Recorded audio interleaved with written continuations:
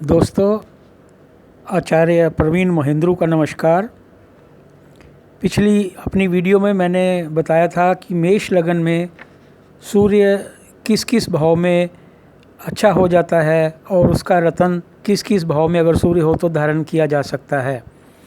आज मैं बताऊंगा कि अगर वृष लगन की पत्रिका हो तो उसमें किस किस भाव में अगर सूर्य बैठा हुआ है तो उसका रतन धारण करना चाहिए। रतन आपको मैंने जैसे पिछली बारी बताया था कि ये माणिक्य जो होता है, सूर्य का रतन रूबी, और उसको दाएं हाथ की अनामिका उंगली में रविवार को पहना जाता है सोने में जड़वाकर।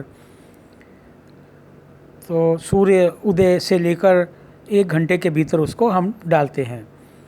आज आइए वृष लगन की कुंडली हम लेते हैं और बताते हैं कि सूर्य का रतन कहाँ पर सूट करेगा और कहाँ पर नहीं। ये चार्ट की सहायता से हम देखते हैं।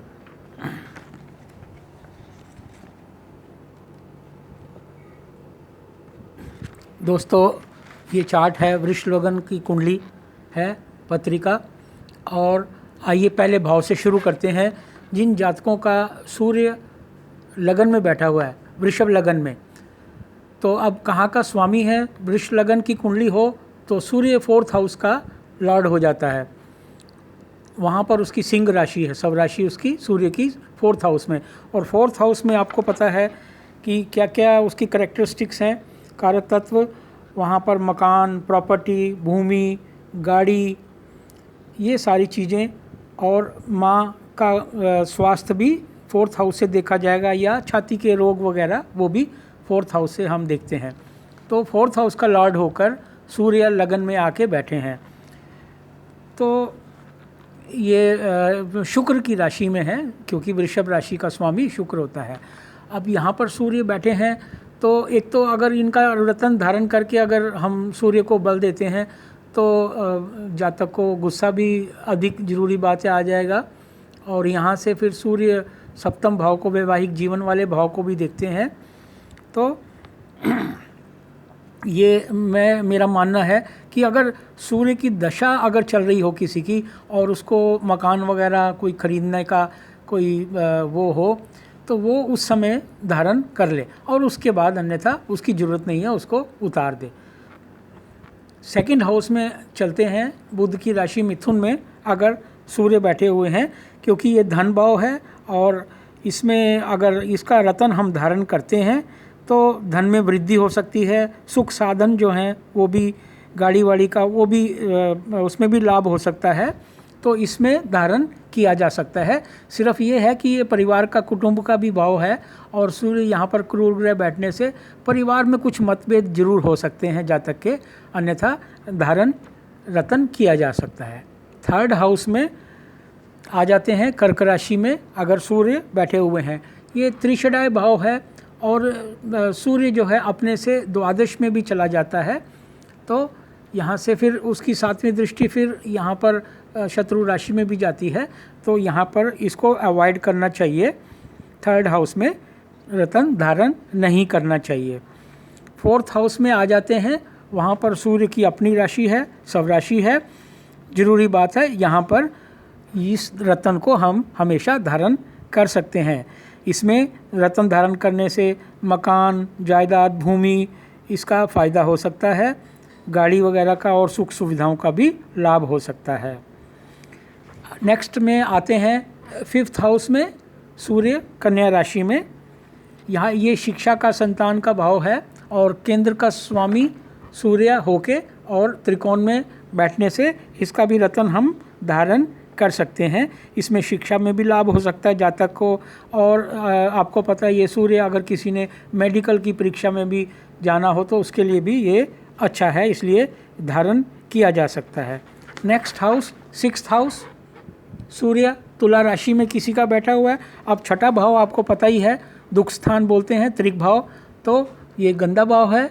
इसमें सूर्य का आना 4th का सुख भाव का स्वामी होकर अगर ये 6ठे में आ जाता है, और वो भी नीच राशि, तुला राशि सूर्य की नीच राशि है, तो इसमें रतन धारण नहीं कर सकते। और अगर ये किसी ने रतन धारण करके बलि करने की कोशिश भी की तो माँ का स्वास्थ्य भी खराब हो सकता है। तो इसलिए इसको रत्न धारण नहीं करना। Now next is 7th house. वृश्चिक राशि में किसी का सूर्य बैठा है, ये क्रूर ग्रह हैं और वैवाहिक जीवन का भी ये भाव है, तो इसमें भी ये बैठकर परेशानी पैदा वैवाहिक जीवन में कर सकते हैं, तो इसका भी रत्न 7th हाउस में धारण नहीं करना चाहिए। नेक्स्ट आ जाते हैं हम धनु राशि में सूर्य किसी का अष्टम भाव में। अष्टम भाव फिर आपको पता है मृत्यु भाव भी है और त्रिक स्थान दुख स्थान है। इसमें अगर 4th का स्वामी अगर ये अष्टम में बैठ जाता है तो वो ठीक नहीं है, इसको हम रत्न धारण करके बलि नहीं कर सकते, इसलिए इसको रत्न को धारण नहीं कर सकते। इसमें अगर ये कोई रत्न धारण करता है तो वो माता के लिए भी घातक साबित हो सकता है, इसलिए इस रत्न को नहीं धारण करना चाहिए। Next house is 9th house. उसमें भाग्य स्थान आ जाता है और वहाँ पर शत्रु राशि है, देखो मकर राशि है, शनि की राशि है, और यहाँ पर भी रत्न धारण नहीं करना चाहिए। अगर ये रत्न धारण करते हैं सूर्य को और बलि करते हैं शत्रु राशि में तो वो भाग्य के लिए भी अच्छा नहीं होगा, और पिता का भाव भी है तो पिता से संबंध भी जातक के खराब हो सकते हैं। नेक्स्ट हाउस में आते हैं 10th हाउस। वहाँ भी कुंभ राशि है, शत्रु की राशि है, और पर ये जो दृष्टि है यहाँ से सूर्य अपनी राशि में जा रही है सुख स्थान पे, तो वो दृष्टि अपने घर में 4th हाउस में इसकी अच्छी है, तो ऐसा करना चाहिए जातक को। अगर कोई सरकारी नौकरी वगैरह अगर लेनी हो और सूर्य की दशा हो तो उस दौरान वो धारण किया जा सकता है, अन्यथा उसको ज़रूरत नहीं है सूर्य के रत्न को धारण करने की। हाँ, नौकरी वगैरह के लिए कोई सरकारी काम निकलवाना हो उस समय वो धारण कर ले और उसके बाद में उसको उतरवा ले। Next house is 11th house. Mean राशि है, मित्र की राशि है और लाभ स्थान है। यहाँ पर सूर्य अगर बैठे हैं किसी के तो अवश्य उसका रत्न धारण किया जा सकता है। इसके धारण करने से प्रॉपर्टी का भी लाभ हो सकता है और जो भी सुख सुविधाएं हैं उनका भी लाभ प्राप्त किया जा सकता है, इसलिए रत्न धारण किया जा सकता है। Next house is 12th house. वहाँ पर सूर्य बैठे हों किसी के, अब 12th हाउस है जो द्वादश भाव, वो तो अच्छा भाव नहीं समझा जाता और नहीं है, दुख स्थान है, परंतु वहाँ पर ये सूर्य जो है वो मेष राशि में अपनी उच्च राशि में विराजमान है। तो अगर हम इसका रत्न सूर्य का वहाँ पे मानिक धारण करते हैं तो जहाँ पर ये तो सुख सुविधाओं की एक वृद्धि तो जरूर जातक में हो जाती है, लेकिन उसके साथ साथ क्योंकि ये व्यय भाव भी है तो खर्चा भी जातक का बढ़ जाएगा। तो इसलिए इसको रत्न धारण करने की आवश्यकता नहीं है, क्योंकि सूर्य पहले ही अपनी उच्च राशि में है और उसको और मजबूत करने की आवश्यकता नहीं है, क्योंकि जहाँ पर सुख सुविधाएं बढ़ेंगी वहाँ पर वो खर्चा भी बढ़ जाएगा। तो इसीलिए 12th हाउस में भी रत्न धारण करने की आवश्यकता नहीं है। तो ये था दोस्तों वृषभ लगन में सूर्य रत्न का कहाँ पर हम कर सकते हैं, कहाँ पर नहीं। मैं अगली वीडियो में अगला लगन मिथुन लगन लेकर आऊँगा। तब तक के लिए नमस्कार।